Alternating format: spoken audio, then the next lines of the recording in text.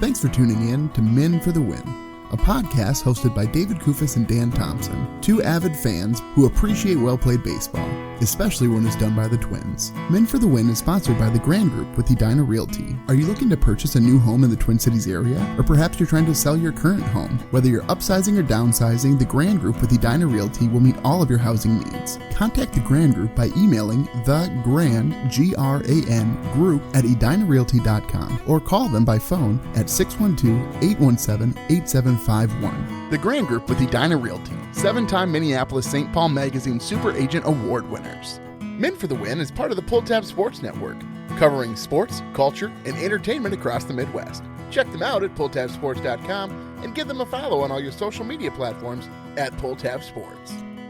On this episode, David and Dan discuss the Twins' hiring of Derek Shelton as their new manager. Thanks for listening. Enjoy. Thanks for tuning in to Men for the Win. My name is David Kufis. With me, as always, is Dan Thompson. The season is done. Dan, the Twin season, which ended a long time ago, obviously that's been dead and buried for quite some time. But now the World Series has concluded. The very unpredictable run of the Los Angeles Dodgers to win the World Series over the Toronto Blue Jays, Dan. We're going to get into it, but obviously, as Twins fans, we got to start, Dan, with the big news. Derek Shelton, the exciting, the vibrant, the fascinatingly interesting hire that the Minnesota Twins have made to replace our beloved Rocco Baldelli. All the discussion points are gone, Dan. He's our guy. I know. It was such a low-key, unexciting hire. Like, sometimes my students use low-key as like, oh, that's low-key cool. This was low-key not cool. Like, there was nothing about this that was like, oh, great hire. You know, like we if they said that about, some up-and-coming manager, that would have been more interesting and like low-key. But this was like just depressing that it was, and maybe we'll be wrong. Are we going to be wrong? We'll get some predictions here a little bit later, Dan. But so what I do want to say, folks, first of all, thanks so much for listening. This won't be our usual format if you're new to the show. After each Twin series, we do a breakdown of the series, and then we kind of go through these segments that we have. This is going to be a little bit more free-flowing about the Twins managerial hire, and then we're also going to talk about the postseason, what happened there, what games we enjoyed watching, if we liked the outcome, so on and so forth. But Dan, I hope people aren't upset that we didn't have an episode earlier, right? But we didn't really feel the need to record right away as soon as the news broke because, Dan, this hiring was about as exciting as plain oatmeal, I think. There was nothing exciting. There weren't even little bits of apple or cinnamon in the oatmeal, Dan. Even that, I would take that over what this is, which is just goop, Dan. It's goop in a bowl, very sad goop in a bowl. Well, hold on. Comparing Derek Shelton to goop feels a little bit dehumanizing. He was part of him, not him as a person. Sure. The hiring of him. Yeah. Well, okay, so he was part of some He was part of some good teams. He was the bench coach during the Bomba squad, and so there's some pedigree here. So, but the problem to me is that hearkening back to the good old days 4 years ago doesn't feel like a real hearkening. It feels like a retread, which I think has been the general response to things. And it was interesting, even in the press conference when he was introduced here on Tuesday, was just like this very different vibe, I would think, than one of even Baldelli's, 7-8 years ago. Yes. It just didn't feel new. He feels like a retread because, well, he is a retread. Let's start there. But also because he's not really new to the organization. So for folks who don't know, he came on the staff under Paul Molitor, and then he was actually a holdover in 2019 for Rocco Baldelli and the Bomba squad. And then he moved to the Pirates here, and he's been managing them for 5 years. But so one thing, Dan, this bothered me right off the bat in the press conference. Before they even say his full name, they call him Shelty. Dan, they use the Shelty. And I know people have been doing this. Morny, and yeah, they do all of these terrible shortenings with a Y on the end is fine. Shelty sounds bad. I think I dislike Shelty more than you hate Velo, I think, on that scale of hatred for shortening words. Yeah, Shelton, it's not even shorter. I was using this analogy like the IYKYK. Are you familiar with that acronym? If you know, Dan. Right, and it's faster to say if you know than IYKYK.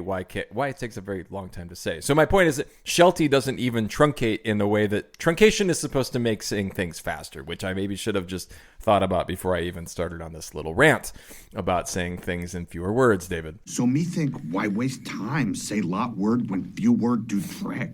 Do you think that the optics of this hire are worse than the actual hire? Ooh, I think it's really hard to look at this in a vacuum. Like, because of everything else that's happened and what happened with the trade deadline and the Correa contract, letting Baldelli go, and who knows how much of this is his fault, I think it just feels like a nothing. Like, I don't think people are going to be upset about this. I do think the Twins missed an opportunity to maybe win a couple of fans back by making an impact hire as manager. Like, you look at what they did here at the Nationals, hired a 33-year-old guy, Blake Butera, a guy who, Dan, younger than me, younger than you. That's crazy. I'm a man. I'm 40. He can't even say that. He can't say that. No. And so he's going to have guys on his roster who are older than him, which is sort of crazy, right? But the other thing, winning, Dan, winning can do a lot for your career, let me tell you. And in low A, that's where he was managing. Just in case you didn't know, he was managing in low A. He won everything. His team won like 140 games or something. I mean, it was ridiculous how many games that those teams won, and he won championships with them and stuff. But I just think if you're looking to do something to win fans back, I don't think a guy who's coming in and be like, well, I'm really gonna, embrace and emphasize fundamentals. Like, that doesn't really spark this imagination of championship winning teams that a young guy like that would bring to a team and a fan base that's just desperate for anything to be excited about. Well, so I read Lavelli Neal's, commentary about this. So I'm basing my quotes off of this as I come through, but I do appreciate Shelton being aware of the narratives around this hire in a way that the Pohlads never seem to be, right? So the quotes from Shelton here are talking about like how we're going to develop young players. We have good young players. Like, that is obviously one of the key points that the Twins fan base wanted to see. I would hope the people who are making the hire wanted to see too. And I wonder too, like, he talked about his experience in Pittsburgh kind of being a place where he learned about being, he's 55 years old. I mean, like, he has been around baseball for a very long time. You can make the argument that the situation in Pittsburgh was just not conducive. Now, he had Paul Skeens, right? And he had some other young, good players there. I just don't know. Like, that's the weakest part of the hire, is to say, well, this guy who didn't win with very many pieces in Pittsburgh is suddenly going to win with not very many pieces in Minnesota. That's a hard sell to me. I don't know. That part of it is like, I'm not satisfied by the answer there. No, it was funny how he kept emphasizing that this team starts with great starting pitching, and then we got a whole bunch of young guys, young athletic guys. The same thing we've heard for the last 6 months, right? But so here's my question. Judd Zulgad asks, hey, in your conversations with Falvey and with Joe Pohlad, have you guys talked about the roster and what names you expect to still be on this roster come spring training? And of course, he sidestepped the question, right? He's not going to answer. He's like, I have a firm grasp and understanding of what we're going to have come spring training. He goes, I don't know exactly what it is. If you guys do and you can help me out, that'd be great. I can start filling out lineup cards. But so you can't say, on the one hand, I'm really excited about this team and how we've started by building a solid starting rotation, and then on the other hand, not be willing to say that starting rotation is going to be intact by the time the season starts. You can't have it both ways, Dan. Well, and I don't think it's him trying to have it both ways. It's the regime above him that making those decisions. So I'm glad he's talking about these strengths, because it gives him some position here of, it's the best way for him to handle it is to play with the team that he's got, and then put the onus on the front office to keep that team together. We've talked about this. You can read lots of articles about this. They're a few they're an entire bullpen away from being a possibly competitive team, David. And, bullpen arms are a dime a dozen, I suppose, right? I don't know, Dan. I have tried my best to convince myself that this team is going to be competitive somehow next season. But I think the team would have to shell out a ton of money. Right now, Aaron Gleeman had a great article about sort of the breakdown of where the payroll's at. With the money that's on the books, even if they exercise the option of Topa, and if they keep the higher arbitration-eligible players like Larnach, they're only at like $80-some-odd million. And so if they hit 130, you're looking at $50 million to play with in the offseason, but they're never going to do that, right? Like, that's the problem. So even if they spend that money, Dan, they rebuild the bullpen. You need to have a first baseman who can actually hit. You probably need a corner outfield bat who can hit as well. I just don't see a way forward that's feasible without the Pohlads spending some money, and they're not going to. So it's frustrating to me because you have Byron Buxton, who's coming off arguably the best season of his career, maybe 2017, depending how you want to break it down. But you can't do anything with these guys because you don't have enough money and flexibility to fill all the other holes you need to be competitive. And in that way, it just feels like we're right back where we started a few months ago. And why not just keep Rocco? I mean, that's just the frustrating part that I keep coming back to, is this just doesn't seem like a change, but maybe no hire would have been able to do that. What do they want? Do they want a manager who, I don't know, a Joe Madden or something like that from Tampa in those days? They're looking for a diamond in the rough, I suppose. And it's like they went to Zales and got a diamond that was, I don't know, has been a diamond that has been in many other settings. Is that, I think that's the phrase for a diamond. Sometimes I'll start a sentence and I don't even know where it's going. I just hope I find it along the way. You get 2 sounders for that one, Dan. Ogres are like onions. Thank you. Not I thought a it was a clue. pretty good metaphor. Settings and multiple I just didn't quite land it. No, the pun was fine, Dan. It's like a pun. It's a play on words. The metaphor as a whole. No, there's a fine line between a pun and a metaphor, right? Metaphor is clever. No, pun Dan, you're an English teacher. There's not a fine line between those things. They're very. If somebody wrote that on a quiz and you had both those and say define them both and they wrote the same answer, Right. I highly doubt you're going to be giving them It's full true. credit. I was wrapping a pun with a metaphor, right? That's There what we I go. was doing. There we go. And Yes. that's good. Synergy. Okay.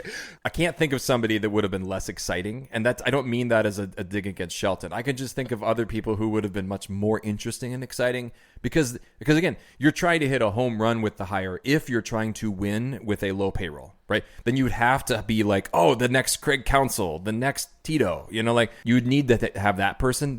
Shelton is not that person. No, fair point. Fair point. So it was funny, Dan, during the press conference with Shelton because Patrick Royce talked about his age and Shelton went immediately into how his beard is more gray now. And let me tell you, Dan, for my beard care products, I look to Duke Cannon because Duke Cannon makes high-quality grooming products for hardworking men. Minnesota-based and with an all-new look, their clean new packaging featuring the Big D is unmistakable on the shelves. Whether you go for a brick of soap, thick body wash, deodorant, hair care, beard care, or cologne, Duke Cannon will have you smelling your best. Look for the Big D at Target, Walmart, Amazon, or DukeCannon.com. Once you try it, you'll be hooked. Work harder, smell better, Duke Cannon. How long do you think he'll be the manager? If they don't win, 3 years. I guess 3 years isn't really that long in the grand scheme of things, but right now, the starting pitching is built to win now. Mm-hmm. And so strictly, Dan, from a logical perspective and from a business standpoint and from a right size the business perspective, if you only have one aspect of your game that's ready to win now, you should sell that aspect of your game in order to win later. So I don't see that they're going to keep Joe, and I don't see that they're going to keep Pablo. I don't know. Is 3 years enough to rebuild this team into competition?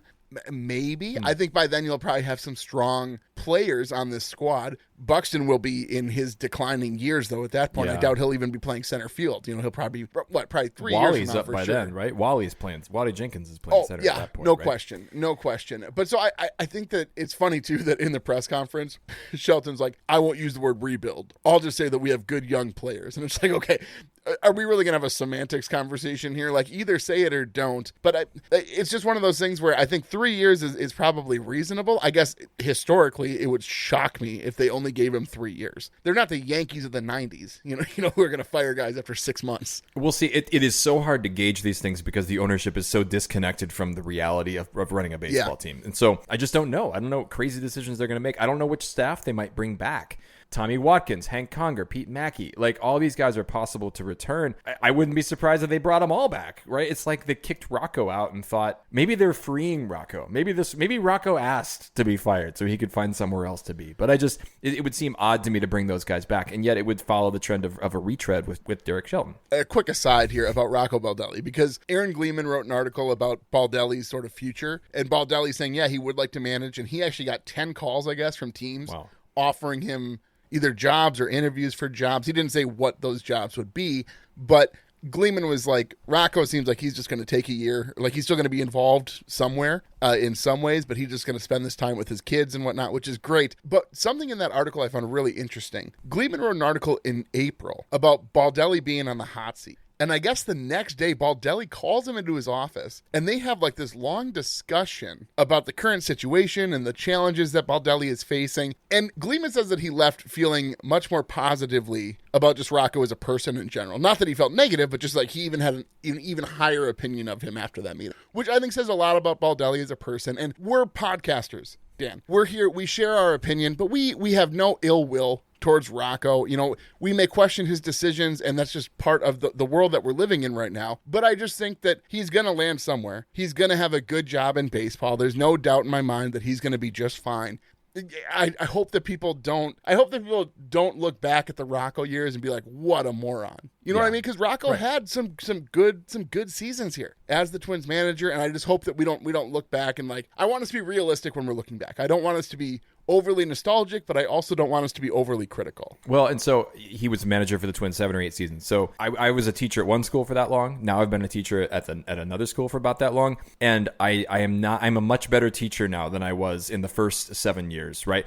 But I learned from those first 7 years. I'm curious to see what Rocco's next stop looks like, because I think he has the tools. I am eager for him, for his own sake and for the teams that he manages, to just kind of decide on what things are really important to him. What does he feel strongly about? I think we saw Rocco kind of vacillate and oscillate, understandably, because I think he's trying to follow the mandates from the people above him, right? There's certain ways that your general manager, I think, wants you to manage because that's how the team was built, right? So I'm wondering, does he become more assertive about certain things, running the bases aggressively? Is that going to be something at his next stop that he says, this is how we're going to build our team? I think maybe my biggest critique of Rocco is that there was no common approach throughout his tenure. There was a willingness to change, but at some point you have to land on, no, this is the way that my teams are going to play. And I think that players like that. I think that they like that you have a vision that is sturdy and consistent. Not that you can't be open to some change, but like Terry Francona, Craig Counsell, they go places and they bring with them a way of managing. I don't think Rocco brings with him yet a way of managing that is Rocco's way. Yeah. No, I would agree. Rocco's way. I wish we would have used that, Dan, during his tenure. Rocco's way is great. But it is sad, Dan, because we have to retire this sounder. Rocco's Rewind. And probably this one, too. Yeah, I'm a llama again. Those are the two very Rocco-centric sounders that we have. This does lead to a big question for the show, though, Dan. And that is, what do we call this new segment? Folks, we have a whole list. I'm just going to rattle them all off. I'm going to tell you the leader in the clubhouse right now. And if we get some responses from folks who hate it, we'll change it, I think. But so this was my brother's suggestion. I always have to give him credit. Brother Dan. He gets a little upset. Brother Dan comes up with all the best ideas for this podcast were birthed by your brother. Birth is a weird choice of word, Dan. But so my brother came up with it. Derek's debrief, I think, is the leader in the clubhouse. But we had a whole list that we went through. Derek's decisions, Derek's downloads, Derek's dumbs, doubting Derek, Derek's dilemmas, dissecting Derek. The list goes on, folks. Or if you all, listeners, if you have a better suggestion, please. We are always, and honestly, if you hear a clip in an interview or something and you think, man, that'd be a funny sounder for the show, send it to us. We got nothing but time in the offseason, Dan. I could be cutting sounders every night if need be. All right. Well, we have a few more things we want to kind of push out from the Twins here. And then again, we will come back with a full season recap episode where we go back to our predictions and some other things. We'll do that at a later time. We're just trying to hit some other things that have happened. Byron Buxton was named a finalist for the Silver Slugger Award. You don't even have on here Ty France, David. Won a gold glove. After all this is France. How many people saw him on the list and thought they were looking at the wrong year? What? Or the wrong first baseman? Vlad Guerrero? Why didn't Vlad Guerrero? Did they just submit names in July and then they had to... That was the weirdest thing. Yeah. Nothing about Ty France's defensive play screamed gold glove, right? Apparently it does, Dan. And we're not what do we the know, ones voting. Or, yeah. Oh, my gosh. But so a quick question about Buxton before we move on to sort of the postseason, Dan. If you're Buxton and this offseason, the Twins trade Pablo and they trade Joe, and then they come to you, and the front office says, Byron, we'd really like you to waive your no-trade clause. And they want to send you to contender. You know, probably not the Dodgers, but, well, maybe the Dodgers. Their center field situation isn't great. But just imagine they're going to send you to a contender. Do you just say, yeah, you know what, I'm done? I'd be reluctant because Minnesota is such a great place to live, David. You know, like that would be... Okay, let's an analogous situation. Kirk Cousins, the former Vikings quarterback, gets a deal from Atlanta, which is where his wife's family is from. I don't know where the Buxton family is. I mean, I know that he grew up in Georgia. If there's a situation like that where his family would benefit from that, I could see it. And I apologize, I don't know where Byron Buxton's wife is from or where the grandparents might be. I could see that. Maybe the Braves want him, though. I mean, like, if they could trade him to the Braves and it's kind of a homecoming, I might say yes to that. But if I'm Byron Buxton, do I want to say yes to the Dodgers? Do I want to say yes to a market that I don't know? Because I think think all of that other stuff around the baseball also matters, especially when you're in your 30s, right? I mean, like that matters more, I would think. He's got stability in Minnesota. He knows who he is. Yes, but do you want to just be on a mediocre bad team for the rest of your career? That's really the question. This is a dumb way to phrase it. How much does he want to win a World Series? Yeah. And basically what that is how much comfort in your current surroundings are you willing to sacrifice to win a World Series? I will never question Byron Buxton's resolve and his effort on the field, because clearly that man wants to win a World Series, and his play is capable to do so, but the team isn't right now, Dan. It's just not. And so I don't know. I'm curious what the math is in his head when he's making his pros and cons list. What's most important to him in that way? And obviously, as you mentioned, what's most important to his family? I mean, I think we know one guy who would stay. That's pretty good. That's pretty good right there. Joe could have been traded late in his career in Minnesota and gone somewhere else, and he made the decision. So I think if Buxton does choose to stay, and let's say he is a replacement level player here for the rest of his career or a little bit above that, I think he's going to be, I mean, he's already a Minnesota Ring of Honor guy, I would think. I don't think he's retire my number kind of guy yet. But if he plays out his contract, do you think the Twins retire his number? Probably, but hopefully they don't, because if they do, it's just a PR stunt because nobody's coming to the games. They gotta so go. like hoping the nostalgic fans they had prior to this last fire sale. Well, remember when they retired the letter W for a while there? Oh, yeah. when we saw they covered it up for the longest time, and we kept looking at it like, what on earth is happening? That's not even a number. That's just a letter. Like I don't understand what's happening. Wally Jenkins could never play for a team that retires the letter W. Think of all the problems they would have. Can't be done.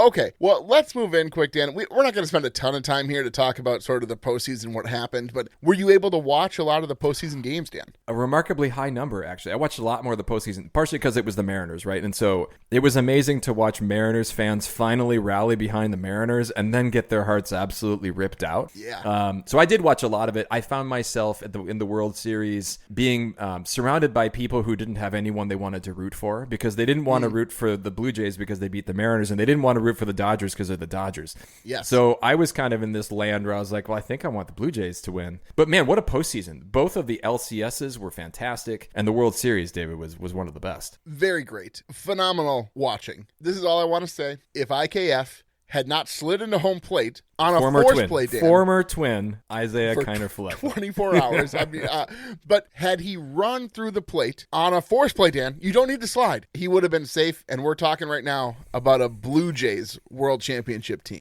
You know, David, what I was thinking when Isaiah Kiner-Falefa wasn't quite fast enough to score on that play, I thought, you know what, David? If he had better high-speed internet, maybe he would have been spurred to get there just a little bit faster, because Minnesota, there's a new high-speed internet sheriff in town. Gateway Fiber has landed in Blaine, Brooklyn Park, Champlin, Coon Rapids, Maple Grove, and Plymouth, with plans to expand deeper into Minnesota. Gateway Fiber boasts a fiber optic network that exceeds the capabilities of some of the biggest players in the business, which gives you more whiz for less cost for all your online working, streaming, and gaming. With no hidden fees, no data caps, and no installation fees, Gateway Fiber is perfect for your home or business. Go to gatewayfiber.com to get fast, reliable, and affordable high-speed internet. It comes down to just that one play. You could also say the same, if Hoffman cannot give up a home run in the top of the ninth. Yes.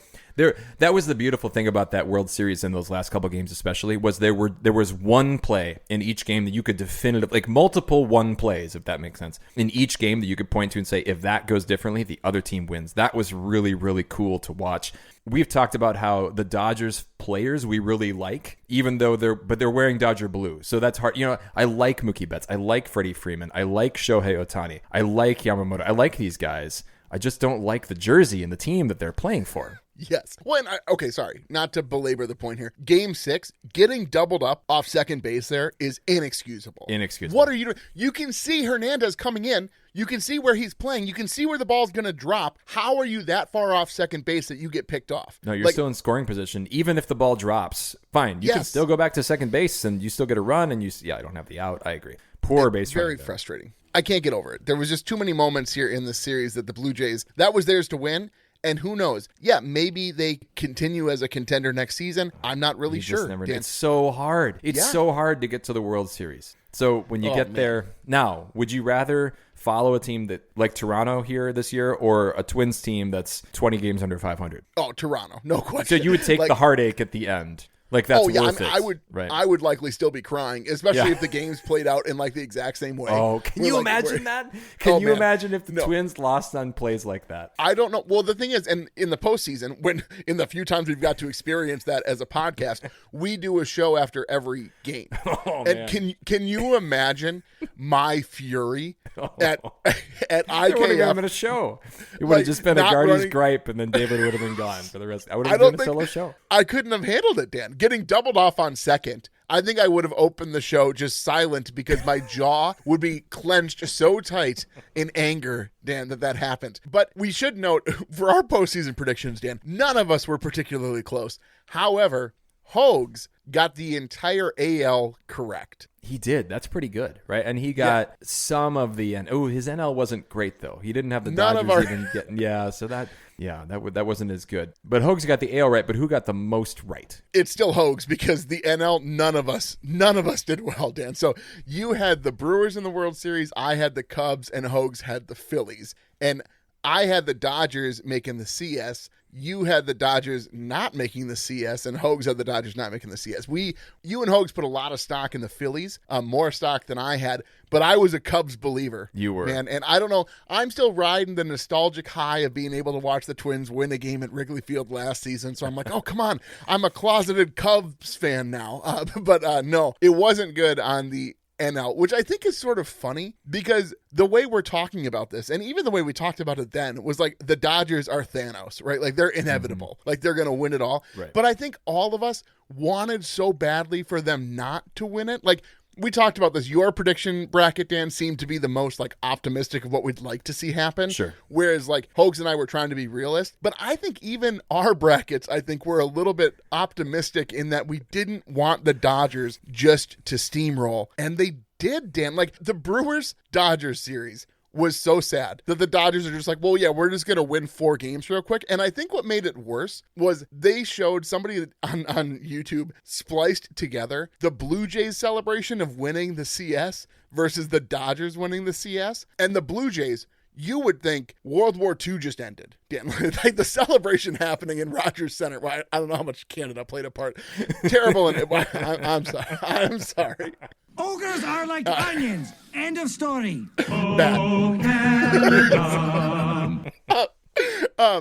But their celebration was crazy, and the Dodgers were like, "Oh, it's just another game." Like it just didn't even matter to them.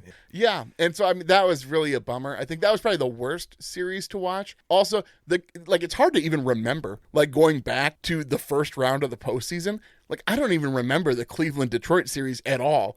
But it's hard. How do I forget that already, Dan? Well, so hopefully we're talking next year about the Twins in one of these brackets, David. But I'm not so optimistic that they're going to be a playoff team. We'll see. At the beginning of the year, though, David, you and Hogs were optimistic that the Twins were going to be in that World Series. It's a little bit of a preview of our season recap, David. But in that way, I think I was more right than you two from the get-go. Yes. Did you at least, pick up your latest Carlos Correa jersey? Why are you so obsessed with me? Yeah, so I have to use my concessions cash because the Twins bungled that too, and they tried to rob me out of money so I could only buy like Carlos Correa signed programs from wherever.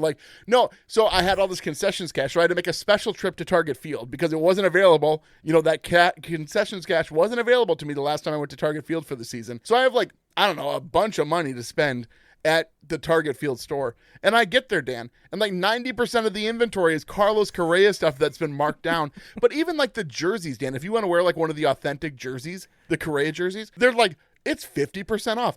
Who's going to pay $270 for a Carlos Correa Twins jersey? Are you mad?